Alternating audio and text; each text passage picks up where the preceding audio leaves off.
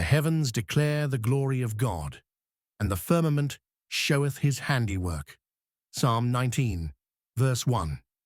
David opens with creation's testimony about its creator. The word declare means to recount or tell forth.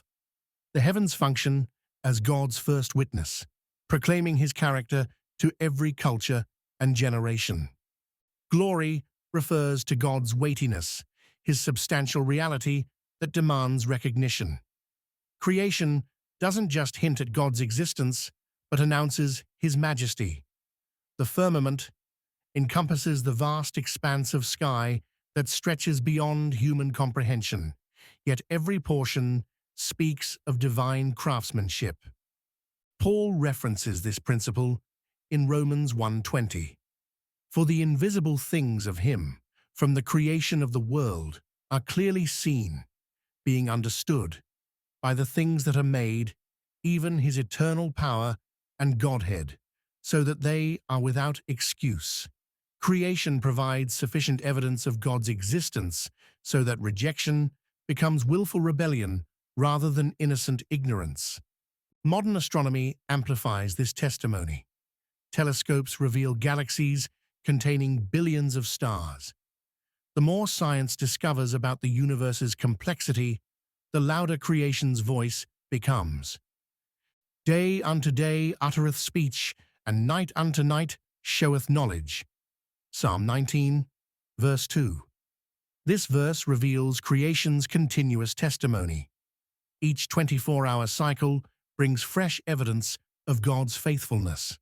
The word uttereth suggests flowing communication, like water bubbling from a spring. The phrase night unto night sheweth knowledge shows that darkness doesn't silence creation's voice. Stars become visible when the sun sets, revealing distant galaxies and cosmic phenomena invisible during daylight. Night sky observations led ancient civilizations to develop calendars and navigation systems. Contemporary believers witness this daily testimony through weather patterns, seasonal changes, and biological cycles.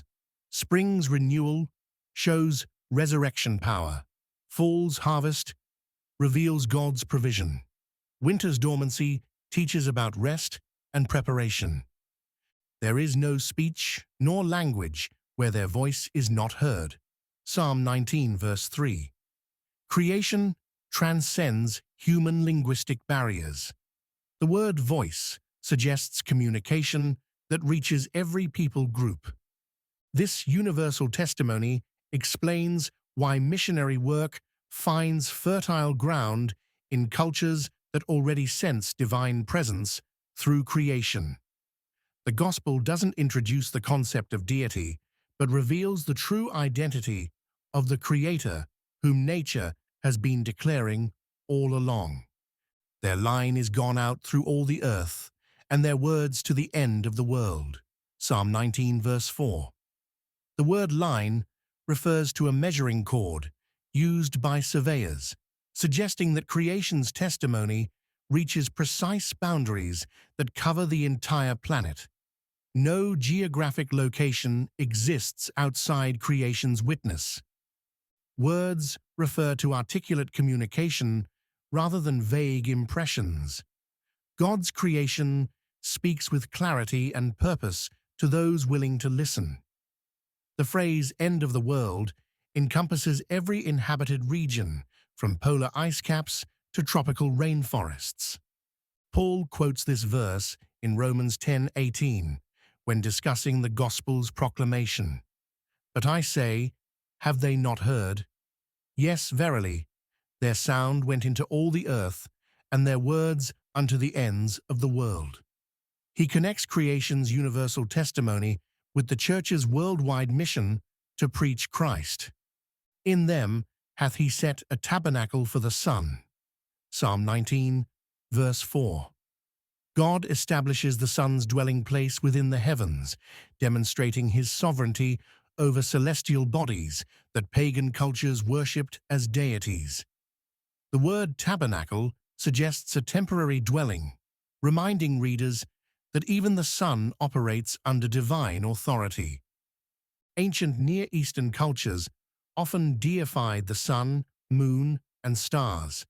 David's psalm corrects this error by showing these objects as God's creations rather than independent powers, which is as a bridegroom coming out of his chamber, and rejoiceth as a strong man to run a race. Psalm 19, verse 5. David uses two metaphors to describe the sun's daily journey. A bridegroom emerges from his chamber with joy and anticipation.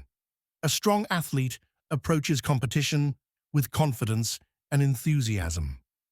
The Bible applies similar imagery to Jesus in John 3:29, when John the Baptist calls Christ the bridegroom. The Son's faithful service becomes a picture of Christ's unwavering commitment to his bride, the church. His going forth is from the end of the heaven, and his circuit unto the ends of it. And there is nothing hid from the heat thereof. Psalm 19, verse 6.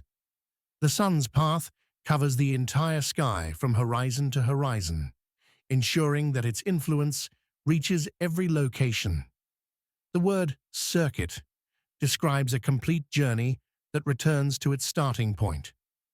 Nothing hid from the heat thereof emphasizes the sun's penetrating power that affects all life on earth. This comprehensive influence parallels God's omnipresence and omniscience.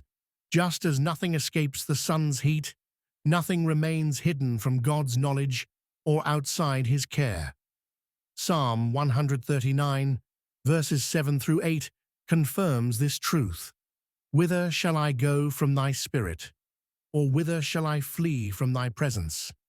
If I ascend up into heaven, thou art there. If I make my bed in hell, behold, thou art there.